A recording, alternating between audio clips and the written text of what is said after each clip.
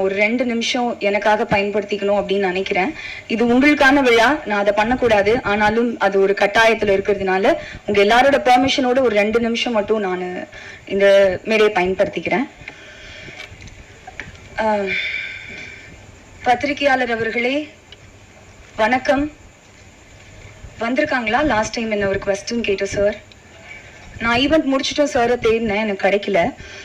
So என்ன ஒரு கேள்வி கேட்டிருந்தாங்க, நான் அணிஞ்சிருந்தது வந்து சம்மருக்கான ட்ரெஸ்ஸா அப்படின்னு. அதாவது சம்மருக்கு இது மாதிரி ஸ்லீவ்லெஸ் போட்டுட்டு காத்து வாங்கிட்டு வந்திருக்கிறியாமா அப்படின்றதுதான் நீங்க கேட்ட கேள்விக்கான பொருள் அப்படின்னு எனக்கு ஒரு 5 செகண்ட்ல புரிஞ்சுது. ஆனா நான் வந்து அந்த இடத்துல கோவப்படுறதா இல்ல தொகுப்பாளினியா மேடை நாகரிகம் கருதி அமைதியா பதில் சொல்றதா அப்படின்ற குழப்பத்திலேயே நான் அந்த இடத்த கடந்து போயிட்டேன். அதுக்கப்புறம் நான் வெளியே வந்து உங்களை தேடினேன், நீங்க இல்ல. எல்லாரும் நான் உங்களை சரியா உங்களுக்கு பதில் சொன்னா என்னன்னு எனக்கு தெரியல. ஆனா மக்கள் எல்லாம் உங்களுக்கு ரொம்ப அழகான பதில்களையும் கேள்விகளையும் கேட்டிருந்தாங்க. அதை விட தாண்டி சக பத்திரிகையாளர் ஒருத்தர் ஒண்ணு எழுதியிருந்தாரு அந்த விஷயத்த பத்தி, அதை இங்க படிக்கணும் அப்படின்னு ஆசைப்படுறேன். எப்படி உடை அணிய வேண்டும் என்பதை அணியும் பெண்கள் தான் தீர்மானிக்க வேண்டும், பார்க்கும் கண்கள் தீர்மானிக்க கூடாது. அதிலும் பொறுப்பும் அனுபவமும் மிகுந்த ஒரு பத்திரிகையாளர் ஒரு பெண் தொகுப்பாளரின் உடை குறித்து இன்று சபையில் கேட்ட கேள்வி ஊடக அறத்தை கேலி கூத்தாக்கிவிட்டது.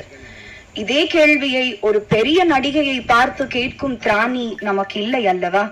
பெண் ஏன் எளிய பெண்களிடம் தன் பெண் மை இருக்கும் தைரியத்தில் கேட்க வேண்டும்? இன்று இந்த கேள்வி சமூக ஊடகம் எங்கும் ஒலிக்கிறது. இந்த கேள்வி ஒரு பத்திரிகையாளரின் கேள்வியாக பார்க்கப்படாது, ஒட்டுமொத்த தமிழக ஊடகத்தினரின் கேள்வியாக தானே பார்க்கப்படும். நாம் எரியும் கற்களை இயற்கை நமக்கே திருப்பி அனுப்பும் அப்படின்னு ஒரு பத்திரிகையாளர் எழுதியிருந்தாரு. அவருக்கு ரொம்ப நன்றி. அவர் பேரை தெரிஞ்சுக்கிறதுக்கு நான் ட்ரை பண்ண குரூப்ல தான் ஃபார்வர்ட் பண்ணியிருந்தாங்க. நான் வந்து சின்ன வயசுல நான் பேச்சு போட்டியில டிஸ்ட்ரிக்ட் லெவல்ல ஃபர்ஸ்ட் பிரைஸ் எல்லாம் வின் பண்ணியிருக்கிறேன் சார். உங்களுக்கு ஒர்க் எத்திக்ஸ் அப்படின்னா என்னன்னு தெரியுமான்னு எனக்கு தெரியல. ஆனா நான் விவரம் தெரிஞ்ச வயசுல இருந்து மேடை ஏறி மைக்கு முன்னாடி நிக்கிறதால நான் அழகான தமிழ் வார்த்தைகளை தான் பயன்படுத்துவேன் அப்படின்னு எப்பவுமே எனக்கு ஒண்ணு இருக்கும்.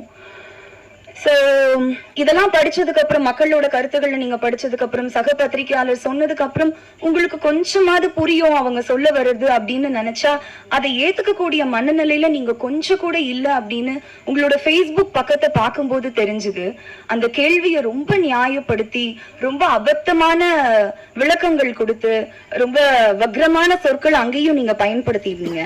அதை பார்க்கும்போது எனக்கு வந்து நீங்க ஏன் இப்படி பண்றீங்க, மாற மாட்டீங்களா, புரியாதா அப்படின்லாம் எனக்கு கேட்க தோணல. ரொம்ப வருஷமா கேட்கறாங்க. எனக்கு இருந்த ஒரே கன்சர்ன், உங்களோட அடுத்த தலைமுறைக்கு நீங்க என்ன மாதிரியான மாரல்ஸையும் எத்திக்ஸையும் வேல்யூஸையும் கடத்துவீங்க அப்படின்றதான் என்னோட ஒரே எண்ணமா இருந்துச்சு.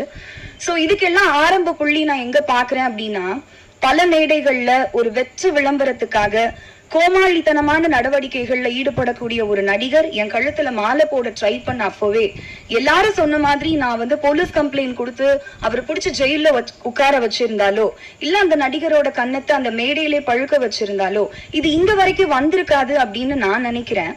ஏன்னா வந்து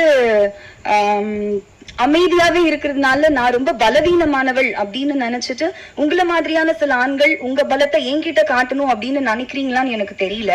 நான் ஏன் இது ரொம்ப கடந்து போயிட்டு இருக்கேன்னா, இது எல்லாத்தையும் விட ரொம்ப முக்கியமான விஷயங்கள், நல்ல நல்ல விஷயங்கள் என் வாழ்க்கையில நடந்துட்டு இருக்கு. அதுல நான் ஃபோக்கஸ் பண்ணிட்டு இருக்கேன். அதனாலதான் இதை கடந்து போயிட்டு இருக்கேன். சோ நான் கேள்விப்பட்டேன் சார், உங்களுக்கு 50-60 வயசு கடந்துருச்சு, நீங்க வந்து பணி நிறைவு காலத்துல இருக்கீங்க, ரிட்டையர் ஆக போறீங்கன்னு கேள்விப்பட்டேன். ஒன்னும் இல்ல, ஒன்னும் பிரச்சனை இல்லை. இது ரொம்ப ஈஸியான ஒரு விஷயம் தான். ஆரோக்கியமான உணவு பழக்க வழக்கங்களுக்கு மாறுங்க. ஒரு நாளைக்கு 3 லிட்டர் தவறாம தண்ணி குடிங்க. நடைப்பயிற்சியோ யோகாவோ தியானமோ ஏதாவது ஒரு வகுப்புல சேருங்க. இயற்கையை ரசிங்க. சந்தோஷமா இருங்க. பாசிட்டிவான விஷயங்களை பேசுங்க. இது சீக்கிரமா சரியாயிரும் அப்படின்னு நான் நினைக்கிறேன். சோ இது பத்தி வந்து நபிகள் நாயகம் ஒண்ணு சொல்லியிருக்காரு, அதோட சொல்லி முடிச்சுடுறேன். ஒருவருக்கு பரிசுத்தம் வேண்டுமானால் அவர் தீங்கு விளைவிக்காத வார்த்தைகளை பயன்படுத்த வேண்டும். அன்னைக்கு அவங்க பேசும்போது ஒருத்தர் கூட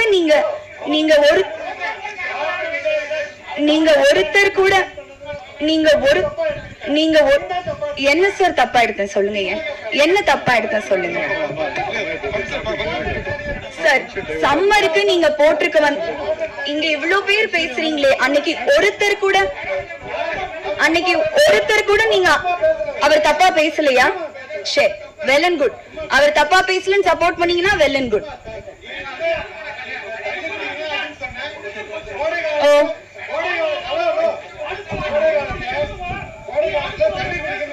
சரி.